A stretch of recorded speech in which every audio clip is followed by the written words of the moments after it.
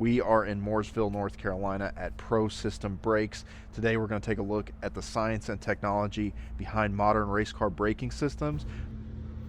This is a brake caliper for a GT car. See that arrow there? That is the direction of the rotor. This is a 6-piston, and you'll notice the different sizes of pistons here. The smaller one is going to be the leading, with the largest one being the trailing. That's going to work to load that pad evenly under brake. This little tab here is for a wear sensor for an endurance car. Because these calipers go on GT cars, this would be something you would see at like the 24 Hours Daytona or a large endurance race like that.